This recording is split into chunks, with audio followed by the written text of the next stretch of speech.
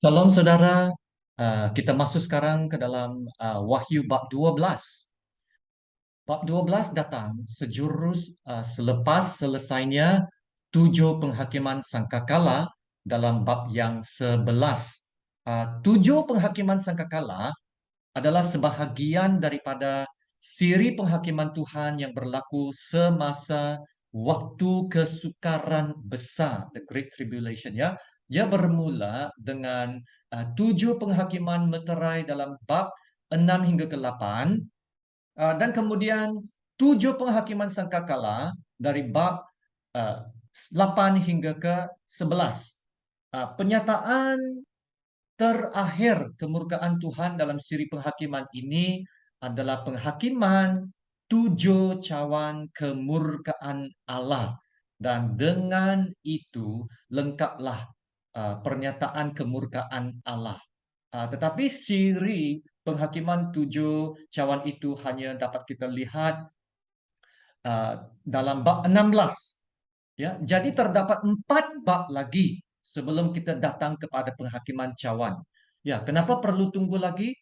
Karena Yohanes menyimpang sedikit untuk memberitahu kita tentang pekerjaan iblis dan dua binatangnya. Ya, dalam bab 12 dan 13. Ia adalah perspektif kesukaran besar, bukan dari perspektif Tuhan, tetapi dari perspektif iblis, yaitu aktiviti iblis itu, ya, apa yang ia lakukan semasa waktu kesukaran besar itu. Dalam bab 12 ini ada disebut dua tanda. Yang pertama, perempuan yang bersalin, yang mau bersalin itu, dan yang kedua adalah naga merah dalam ayat 3. Nah, perhatikan nanti Yohanes menggunakan perkataan tanda, yaitu tanda besar. Ini bermakna ya bukan yang sebenar, tetapi tanda, tanda yang simbolik dan menandakan sesuatu yang penting secara rohani. Ya, nah mari kita lihat tanda pertama dalam ayat yang pertama dan dua. Maka tampaklah suatu tanda besar di langit. Seorang perempuan berselubungkan matahari dengan bulan di bawah kakinya dan sebuah mahkota dan 12 bintang di atas kepalanya. Ia sedang mengandung dan dalam keluhan dan penderitaannya hendak melahirkan, ia berteriak kesakitan. Ada yang mengatakan bahwa perempuan ini ialah Ibu Maria, ya, ibu kepada Tuhan Yesus. Nah, ini tak boleh jadi, ya. Karena apabila Anda membaca beberapa ayat kemudian, perempuan yang telah bersalin ini akan dikejar oleh naga merah itu selama 1260 hari. Nah, ini tak pernah berlaku kepada Ibu Maria. Maka ini bukan Ibu Maria. Dan perempuan ini mewakili bangsa Israel, yaitu orang Yahudi, ya. Bagaimana kita tahu? Kita akan lihat nanti bahwa melalui perempuan ini akan datang seorang anak, yaitu Mesias. Dan ini juga memberitahu kita bahwa perempuan ini tidak boleh menjadi gereja. Kenapa? Karena gereja tidak melahirkan Mesias, tetapi Mesiaslah yang melahirkan gereja. Ya, dalam Perjanjian Lama, Israel, ya, sering dikenal pasti sebagai seorang wanita atau istri Tuhan. Lihat dalam Yesaya bab 54 ayat 5 dan 6. Sebab yang menjadi suamimu ialah dia yang menjadikan engkau. Tuhan semesta alam namanya. Yang menjadi penebusmu ialah yang Maha Kudus Allah Israel. Ia disebut Allah seluruh bumi. Sebab seperti istri yang ditinggalkan dan yang bersusah hati, Tuhan memanggil engkau kembali. Masakan istri dari masa muda akan tetap ditolak firman Allahmu. Nah, demikian juga dalam Yeremia bab 3, 6 dan 8, Tuhan berfirman kepadaku dalam zaman Raja Yosia, sudahkah engkau melihat apa yang dilakukan Israel? Perempuan murtad itu. Ya, bagaimana dia naik ke atas setiap bukit yang menjulang dan pergi ke bawah setiap pohon yang rimbun untuk bersundal di sana. Dilihatnya bahwa oleh kerana zinanya, aku telah menceraikan Israel, perempuan murtad itu, dan memberikan kepadanya surat cerai. Namun Yehuda saudaranya perempuan yang tidak setia itu tidak takut, melainkan ia juga pun pergi bersundal. Ya, bagaimana pula dengan matahari, bulan, dan 12 bintang itu? Nah, sekali lagi, ingat, ini adalah tanda ya. Maka image matahari dan bulan dan 12 bintang ini adalah tanda. Dan kita pernah lihat sebelum ini dalam perjanjian lama, ya tanda-tanda ini. Ia merujuk kepada mimpi Yusuf ya dalam Kejadian bab 37 ayat 9 itu. Lalu aku memimpikan pula mimpi yang lain yang diceritakannya kepada saudara-saudaranya. Katanya, aku bermimpi pula tampak matahari, bulan, dan 11 bintang sujud menyembah kepadaku. Itu Yusuf ya. Nah, matahari dan bulan ialah ibu bapa Yusuf. Dan 12 bintang mewakili 12 anak lelaki, yaitu 12 suku bangsa Israel. Nah, ayat 2 mengatakan bahwa perempuan itu mengalami kesakitan bersalin ya, bersedia untuk bersalin. Dalam perjanjian lama, kita mempunyai petikan yang menggambarkan Israel seperti perempuan yang berada dalam kesakitan bersalin. Yesaya 26 ayat 17. Seperti perempuan yang mengandung, yang sudah dekat waktunya untuk melahirkan, menggeliat sakit, mengerang karena sakit beranak. Demikianlah tadinya keadaan kami di hadapan-Mu, ya Tuhan. Kami mengandung, kami menggeliat sakit, tetapi seakan-akan kami melahirkan angin. Kami tidak dapat mengadakan keselamatan di bumi, dan tiada lahir penduduk dunia. Mika 4:10. Menggeliatlah dan mengaduhlah, hai putri Sion, seperti perempuan yang melahirkan. Sebab sekarang terpaksa engkau keluar dari kota dan tinggal di padang. Terpaksa engkau berjalan sampai Babel. Di sanalah engkau akan dilepaskan. Di sanalah engkau akan ditebus oleh Tuhan dari tangan musuhmu. Nah, saudara, mengapa Israel digambarkan seperti seorang perempuan yang bersalin dalam kesakitan? Ia adalah untuk menunjukkan penderitaan Israel sepanjang sejarah mereka yang merindukan kedatangannya Mesias untuk menyelamatkan mereka. Mari kita lihat tanda yang kedua, yaitu naga merah itu. Dalam ayat 3, maka tampaklah suatu tanda yang lain di langit. Dan lihatlah seekor naga merah padam yang besar, berkepala 7 dan bertanduk 10. Dan di atas kepalanya ada 7 mahkota. Naga merah ini tidak lain tidak bukan adalah iblis. Sebab beberapa ayat kemudian dalam ayat 9 ya, disebutkan bahwa naga besar ini dipanggil iblis dan setan. Iblis di sini digambarkan mempunyai 7 kepala dan 10 tanduk dan 7 mahkota. Ya, oke, jangan panik ya dengan gambaran ini. Ingat, ini adalah tanda, ya, tanda yang menandakan sesuatu kebenaran rohani.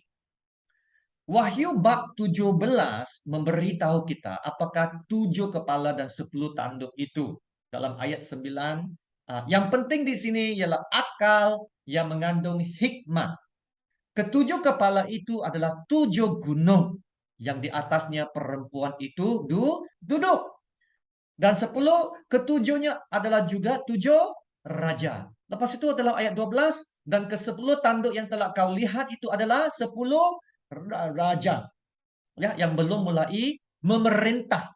Tetapi 1 jam lamanya mereka akan menerima kuasa sebagai raja bersama-sama dengan binatang itu. Nah, kita akan menerangkan nanti ya apa maksud ayat-ayat ini apabila kita sampai ke Wahyu 17. Ya, tetapi pada peringkat ini kita faham bahwa 7 kepala dan 10 tanduk itu merujuk kepada 7 raja, ya, atau pemerintah. Roma terkenal sebagai kota yang dibina di atas 7 gunung. Nah, Yohanes menulis surat Wahyu ini dalam zaman pemerintahan Rom, yaitu empire yang terbesar pada masa itu, ya. Jadi, ada yang mengatakan bahwa ini boleh merujuk kepada empire Rom yang akan dihidupkan semula nanti. Nah, kita tidak tahu sama ada ini adalah benar, tetapi satu perkara yang kita pasti, yaitu 7 kepala dan 10 tanduk ini menandakan kebangkitan suatu negara, suatu kuasa besar, atau kerajaan yang akan berada di bawah satu pemerintahan, satu kerajaan, satu dunia, one world, ya, yaitu di bawah kuasa iblis yang jahat itu. Nah, itulah mungkin maksud mahkota di kepala iblis itu, sebab mahkota menandakan kekuasaan dan pemerintahannya. Oke, dalam ayat 4 mengatakan bahwa ekornya menyeret sepertiga dari bintang-bintang di langit dan melemparkannya ke atas bumi. Kita tahu bahwa apabila iblis jatuh dari surga, ya, dia membawa bersamanya sepertiga daripada para malaikat surga. Nah, berapa jumlah malaikat itu kita tidak tahu. Mungkin beribu-ribu, beratus ribu. Tetapi ia adalah sepertiga. Jadi, malaikat yang baik tetap mengatasi malaikat yang jahat.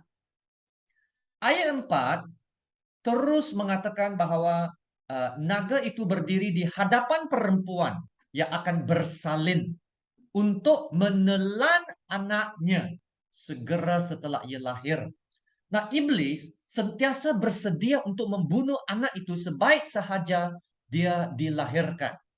Iblis tahu, ya, betapa pentingnya anak itu dan dia coba menghalang kewujudan anak itu, ya, coba menyingkirkan anak itu. Ya, ingatkah dalam Injil Matius, sejurus selepas kelahiran Yesus, Raja Herodes ingin membunuh Yesus. Dia mengarahkan semua anak-anak yang sebelum umur 3 itu untuk dibunuh. Nah, ini pasti rencana iblis itulah, ya. Nah, bagaimana kita tahu bahwa anak yang akan dilahirkan oleh wanita itu ialah Yesus Kristus, Tuhan kita? Dan jawabannya ada dalam ayat 5. Maka ia melahirkan seorang anak laki-laki yang akan menggembalakan semua bangsa dengan gada besi. Tiba-tiba anaknya itu dirampas dan dibawa lari kepada Allah dan ke taktanya. Nah, anak laki-laki yang akan menggembalakan semua bangsa dengan gada besi. Ini juga disebut dalam Wahyu 19 ayat 15. Di mana dalam bab 19 ini kita akan melihat kedatangan Yesus Kristus. Nah, ini ayat ini berkata, dan dari mulutnya keluarlah sebilah pedang tajam yang akan memukul segala bangsa, dan ia akan menggembalakan, ya, yaitu bermaksud memerintah mereka dengan gada besi, dan ia akan memeras anggur dalam kilangan anggur, yaitu kegeraman murka Allah yang maha kuasa. Dalam Mazmur 2 ayat 9 juga berkata, engkau akan meremukkan mereka dengan gada besi, memecahkan mereka seperti tembikar tukang periuk. Nah, adakah iblis berjaya menyingkirkan anak itu? Tidak, sudah pastinya tidak. Ya, ayat 5 terus mengatakan bahwa anaknya itu dirampas dan dibawa lari kepada Allah dan ke taktanya. Nah, ini merujuk kepada keberangkatan Yesus Kristus kembali ke taktanya selepas kematian dan kebangkitannya. Haleluya, ya. Iblis gagal membunuh Yesus pada kelahirannya. Iblis gagal membunuh Yesus semasa berada di bumi, dan iblis gagal untuk mengikat Yesus dalam kematiannya, sebab Yesus bangkit dengan kemenangan dan naik ke surga. Maka iblis gagal untuk membunuh Yesus. Ya, tetapi serangan iblis belum berakhir. Dia tidak boleh membunuh anak itu. Nah, kini dia mengalihkan perhatian kembali kepada wanita itu, yaitu orang Yahudi, bangsa Israel, dalam ayat yang ke-6. Perempuan itu lari ke padang gurun, di mana telah disediakan suatu tempat baginya oleh Allah, supaya ia dipelihara di situ 1260 hari lamanya. Nah, ayat ini ada menyebutkan tempo 1260 hari. Nah, ini adalah 3,5 tahun jumlahnya ya. Nah, ini memberi kita petunjuk bahwa peristiwa ini berlaku semasa waktu kesukaran besar 7 tahun itu ya. Nah, wanita itu akan melarikan diri ke padang gurun. Nah, ini pernah dinubuatkan oleh Yesus dalam Matius 24 ayat 15-16 ya. Jadi apabila kamu melihat pembinasa keji berdiri di tempat kudus, menurut firman yang disampaikan oleh Nabi Daniel, para pembaca hendaklah memperhatikannya. Maka orang-orang yang di Yudea haruslah melarikan diri ke pegunungan. Saudara, pelarian ke padang gurun ini berlaku sejurus selepas kekejian kebinasaan yang disebutkan dalam Matius 24:15 ini ya. Jadi peristiwa ini mesti berlaku selepas pertengahan kedua, yaitu waktu kesukaran besar 7 tahun yang dinubuatkan oleh Daniel. Ya, orang-orang Yahudi akan mengalami kesukaran besar akibat serangan iblis. Tetapi apa yang menggalakkan, ya, yang dapat kita perhatikan dalam ayat 6 ini ialah semasa waktu kesukaran besar itu, Tuhan akan bersama orang Yahudi. Tuhan akan memelihara dan Tuhan akan menyediakan untuk mereka 1260 hari. Kenapa disebut hari dan bukan tahun? Bermaksud setiap hari Tuhan akan memelihara. Amin. Setiap hari. Dan ini sangat penting. Karena nanti dalam bab 13:11 ini, iblis akan memperkenalkan tanda simbolik binatang, yaitu 666. Di mana tiada siapapun yang boleh membeli atau menjual tanpa tanda binatang itu. Nah, ini pasti akan memberi kesanlah kepada orang-orang percaya yang tidak akan mengambil tanda itu. Tapi di sini dikatakan bahwa Tuhan akan memelihara, Tuhan akan menyediakan ya secara luar biasa apabila perempuan itu melarikan diri ke padang gurun. Wow, Tuhan akan menyediakan secara luar biasa. Nah, seterusnya mari kita lihat ayat 7 hingga ke-9, peperangan di surga. Maka timbullah peperangan di surga. Mikael dan malaikat-malaikatnya berperang melawan naga itu. Nah, naga itu dibantu oleh malaikat-malaikatnya. Tetapi mereka tidak dapat bertahan. Mereka tidak mendapat tempat lagi di surga. Dan ayat 9, naga besar itu si ular tua yang disebut iblis atau setan yang menyesatkan seluruh dunia dilemparkan ke bawah. Ia dilemparkan ke bumi bersama-sama dengan malaikat-malaikatnya. Nah, kini keadaan bab 12 ini berubah. Ya, kita diangkat sekarang ke alam syurga. Nah, peristiwa yang berlaku di sini mungkin tidak berlaku semasa penulisan surat Wahyu ini. Ya, tapi saya percaya ia adalah suatu peristiwa yang telah terjadi pada masa lalu, tetapi ia telah diletakkan di sini ya untuk memberi kita suatu pengajaran yang sangat-sangat penting, yaitu suatu ketika dahulu pernah terjadi peperangan yang tercetus di surga. Mikael dan malaikat-malaikatnya berperang melawan iblis dan malaikat-malaikatnya. Nah, hasilnya adalah sangat jelas ya. Mikael dan malaikat-malaikatnya telah menang atas iblis. Amin. Nah, perhatikan bahwa Tuhan tidak terlibat dalam pertempuran ini. Tuhan hanya mengutus malaikatnya. Dan malaikat saja mampu mengalahkan dan membelasah kuasa kejahatan yang paling tinggi, yaitu si iblis itu ya. Hanya malaikat saja. Wow. Nah, ini menunjukkan Tuhan itu sangat berkuasa. Dan kita tahu bahwa iblis telah dikalahkan sepenuhnya ya pada kematian dan kebangkitan Yesus Kristus. Nah, bagaimana kita mengetahuinya dan memastikannya? Nah, lihat ayat 10 dan ayat 11 ya. Nah, inilah bahagian kegemaran saya dalam bab ini dan bahagian yang paling menarik dalam bab ini. Ya, ayat 10 berkata, dan aku mendengar suara yang nyaring di surga berkata, sekarang telah tiba keselamatan dan kuasa dan pemerintahan Allah kita. Dan kekuasaan dia yang diurapinya. Karena telah dilemparkan ke bawah pendakwa saudara-saudara kita yang mendakwa mereka siang dan malam di hadapan Allah kita. Ya saudara, bukan saja Yesus telah mengalahkan iblis itu, orang-orang percaya juga boleh mengatasi iblis. Bagaimana? Ayat 11 mengatakan ini, dan mereka mengalahkan dia ya oleh darah anak domba dan oleh perkataan kesaksian mereka, karena mereka tidak mengasihi nyawa mereka sampai ke dalam maut. Maka dalam ayat ini, tiga cara orang-orang percaya mengalahkan iblis ialah oleh darah anak domba, oleh perkataan kesaksian mereka, dan mereka tidak menyayangi atau mengasihi nyawa mereka sampai ke dalam maut. Nah, saya akan menghuraikan lebih lanjut ya mengenai perkara ini di bahagian penutup message ini nanti ya.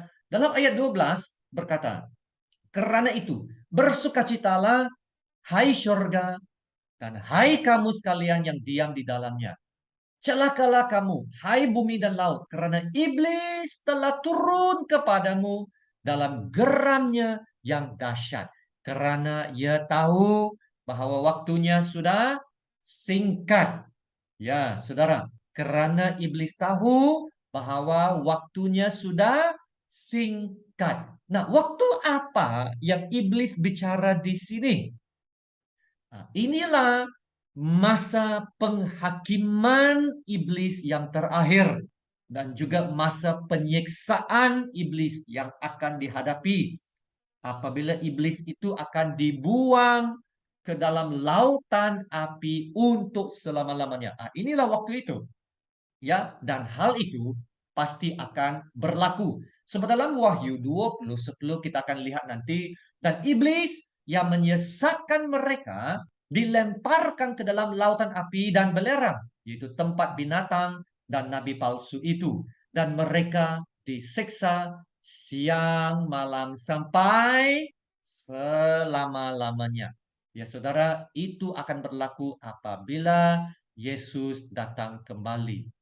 Ya saudara, iblis akan turun ya dengan geramnya yang dahsyat kepada penduduk bumi. Siapakah mereka itu ya? Nah, inilah orang-orang yang telah menolak keselamatan dalam Kristus dan menentang Tuhan. Nah, saudara, inilah yang manusia harus sadar. Manusia telah diperdayakan untuk mengikut iblis, dan sekarang iblis turun atas mereka dengan geramnya yang dahsyat. Dan iblis akan melipat gandakan pekerjaannya. Dia memperhebatkan usahanya untuk membunuh, mencuri, dan membinasa. Kenapa? Karena iblis tahu waktunya sudah singkat. Lihatlah di sini saudara. Iblis adalah makhluk yang lebih percaya dan pekerja yang lebih baik daripada kebanyakan orang-orang Kristen. Dalam arti kata bahwa iblis ini benar-benar percaya akan kedatangan Yesus yang kali kedua. Iblis tahu bahwa kedatangan Yesus sudah sangat dekat. Iblis benar-benar percaya Yesus akan kembali tidak lama lagi. Iblis tahu waktunya sudah singkat. Itulah sebabnya iblis sangat aktif sekarang.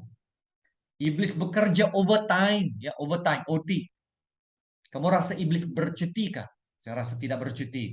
Ya, sementara orang Kristen pula masih dalam keadaan leka, senang-lenang. Gereja masih berada di atas kapal persiaran, ya. Masih dalam maintenance maintenance mode. Tapi iblis bukannya dalam kapal persiaran, tapi iblis berada di atas kapal perang, kapal perang. Dari ayat 13 hingga ke 16, apabila iblis mengetahui bahwa dia telah dilemparkan ke bumi, dia terus marah dan menganiaya perempuan itu yang mewakili bangsa Yahudi. Nah, karena masa yang terhad, saya hanya akan menerangkan secara ringkas ayat-ayat 13 hingga ke 16 ya. Nah, kita lihat di sini, kita akan lihat campur tangan Tuhan yang sungguh luar biasa. Nah, yang pertama ini ialah perempuan yang diberi dua sayap. Nah, sayap helang atau Raja Wali atau burung Nasar ini adalah kiasan kepada pembebasan dalam surat Keluaran Perjanjian Lama, dalam Keluaran 19 ayat 4 ya, di mana Tuhan membantu bangsa Israel keluar dari perhambaan Firaun. Ya, begitu juga Tuhan akan datang untuk menyelamatkan bangsa Yahudi apabila iblis coba untuk menghapuskan mereka. Dan yang keduanya, pemeliharaan Tuhan di padang gurun. Nah, orang Yahudi akan diberi makan yang selama satu masa dan dua masa dan setengah masa.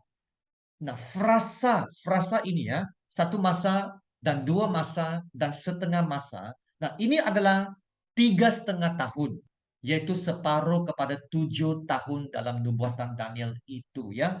Nah, ini adalah tempo kesukaran besar di mana tanda binatang 666 itu akan diperkenalkan.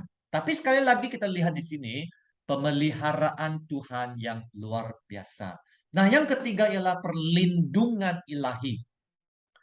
Nah, apabila iblis melihat bahwa usahanya itu tidak berjaya, nah sekarang dia datang dengan serangan yang terbesarnya, yaitu membawa banjir besar untuk mau menenggelamkan perempuan itu. Nah, ini adalah usaha habis-habisan untuk memusnahkan bangsa Yahudi.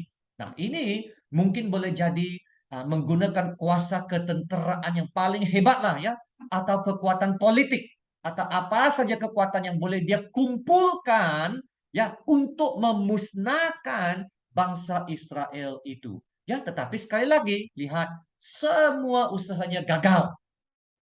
Tuhan yang lebih berkuasa. Amin. Ya, mulut bumi boleh terbuka dan menelan banjir itu. Nah, ini bermakna tak kira ya betapa hebatnya kuasa iblis itu, lebih hebat lagi kuasa Tuhan yang maha kuasa itu. Amin. Ya, tidak ada senjata yang dibentuk untuk melawan orang-orang percaya akan berhasil.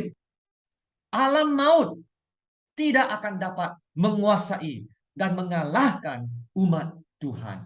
Haleluya. Amin. Ya, maka ayat 17 mengatakan ini. Maka marahlah naga itu kepada perempuan itu. Lalu pergi memerangi keturunannya yang lain. Yang menuruti hukum-hukum Allah dan memiliki kesaksian Yesus.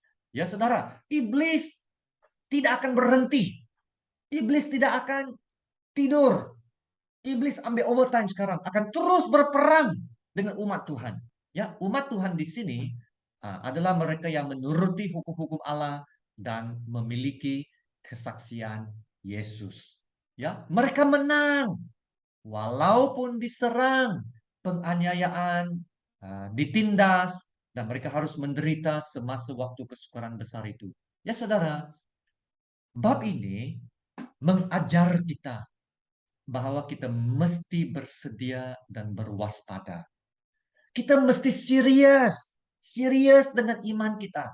Kita hidup dalam zaman akhir zaman sekarang. Ya, kita hidup dalam zaman wahyu.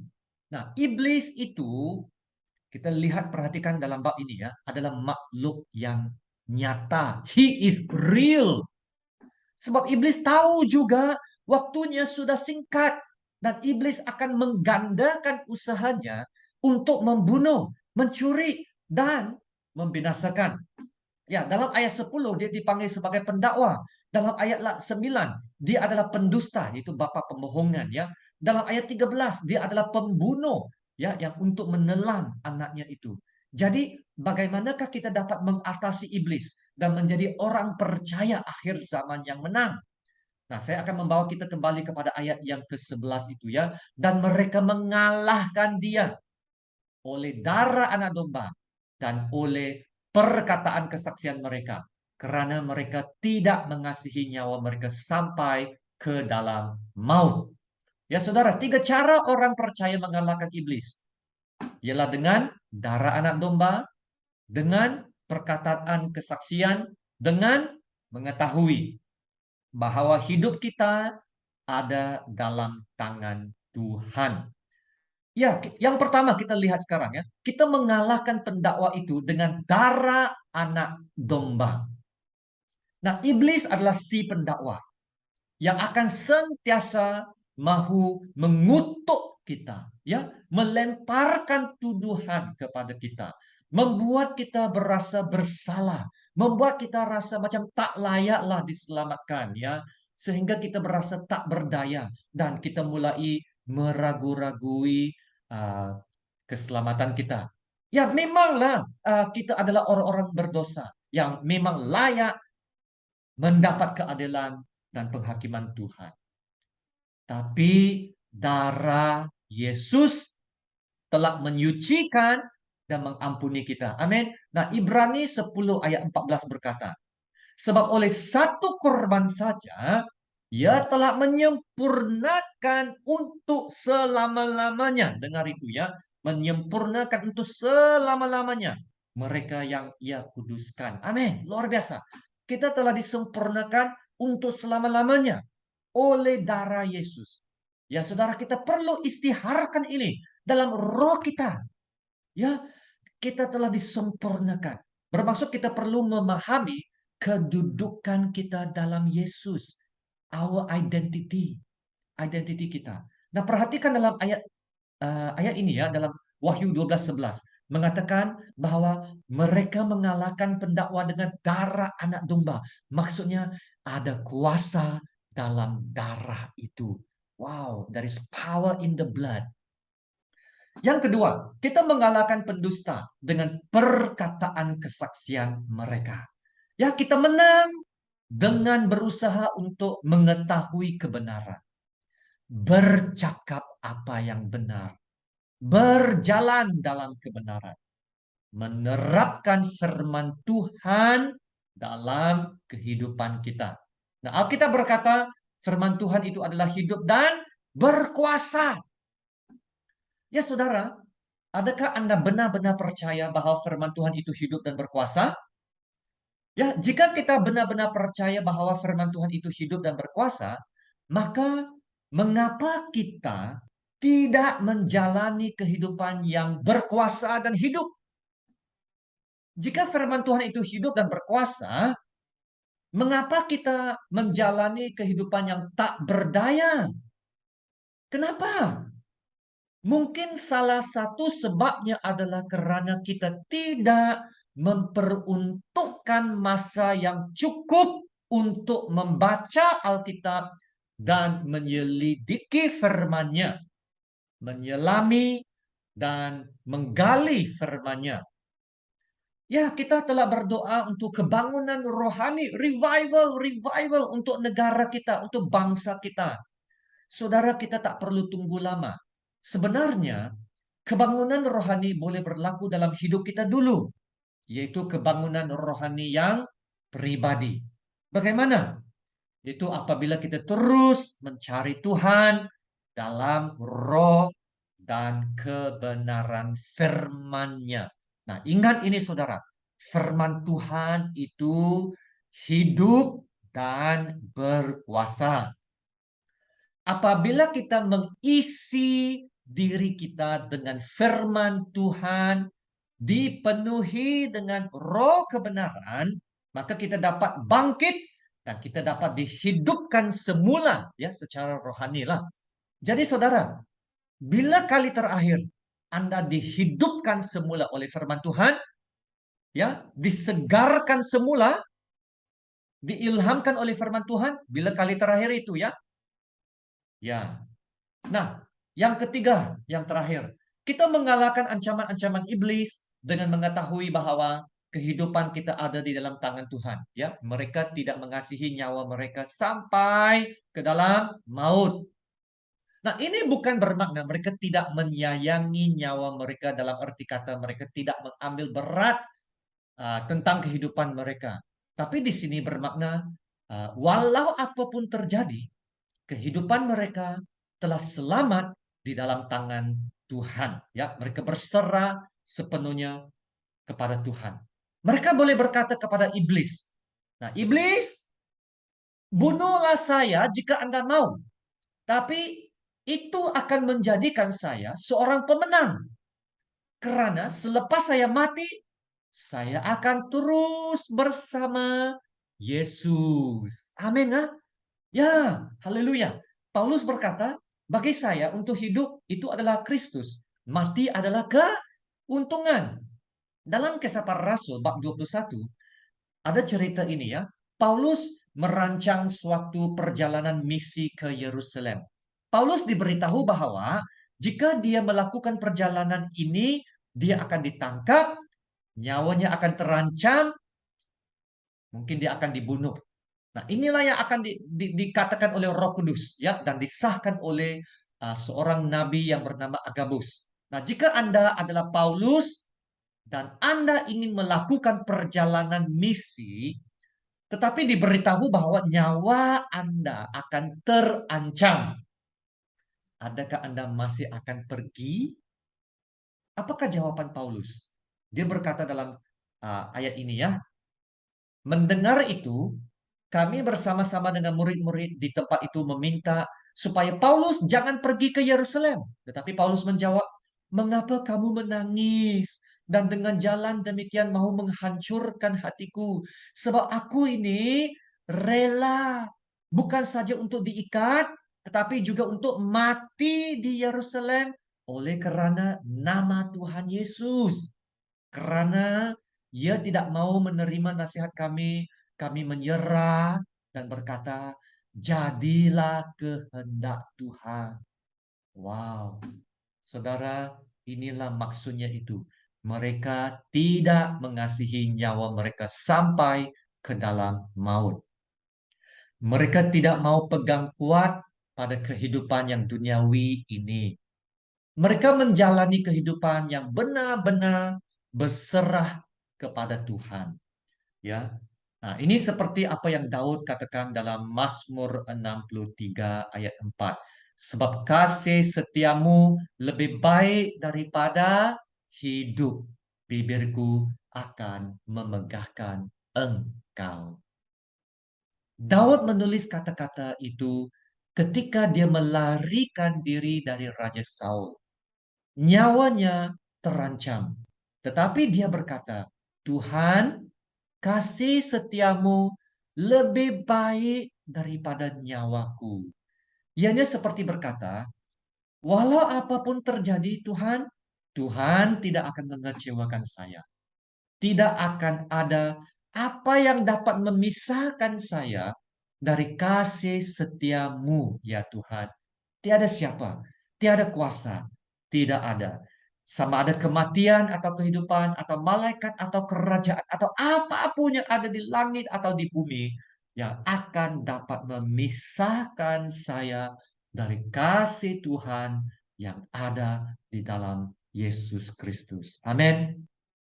Saudara, salah satu perkara yang membantu orang percaya yang menderita untuk kekal teguh dalam iman mereka ialah tumpuan mereka. Dia fokus kepada Tuhan dan mereka mengarahkan pandangan mereka kepada apa yang kekal dan bukan apa yang sementara. Mari kita berdoa. Bapa kami yang di surga, terima kasih untuk firman-Mu. Firman-Mu yang mengajar kami untuk menjadi seorang percaya yang lebih serius, terutamanya menjadi seorang percaya zaman akhir. Kami sadar kuasa-kuasa kegelapan itu adalah nyata dan juga sedang bekerja dengan godaan-godaan dan tarikan-tarikan yang coba untuk menjatuhkan kami. Hari ini firman-Mu mengingatkan kami supaya jangan hanya menjadi orang percaya yang biasa-biasa saja. Ya Tuhan Bapa, Engkau tidak mau kami menjadi seorang Kristen yang normal. Tetapi haruslah lebih serius dalam iman kami dan perhubungan kami dengan Engkau ya Bapa. Tolonglah kami Tuhan untuk bertumbuh, menjadi matang, menjadi setia, menjadi taat. Tolonglah kami Tuhan untuk menjadi lebih tabah, lebih teguh dalam menghadapi cabaran-cabaran zaman akhir ini. Dan apabila sudah sampai masanya, kami akan bersedia tanpa noda, tanpa cacat. Apabila Tuhan Yesus datang kembali. Ya Bapak, seperti mana Tuhan Yesus juga berdoa dalam Yohanes 12:28 itu. Bapa, muliakanlah namamu. Dan Bapa, biarlah kami dengar suaramu yang akan berkata, aku telah memuliakannya dan aku akan memuliakannya lagi. Haleluya. Terpujilah namamu ya Tuhan Bapa. Dalam nama Tuhan Yesus kami berdoa. Amin. Haleluya, terima kasih saudara. Sekian saja. Semoga Tuhan memberkati engkau dan melindungi engkau. Tuhan menyinari engkau dengan wajahnya dan memberi engkau kasih karunia-Nya. Tuhan terus menghadapkan wajahnya kepadamu dan memberi engkau damai sejahtera. Amin.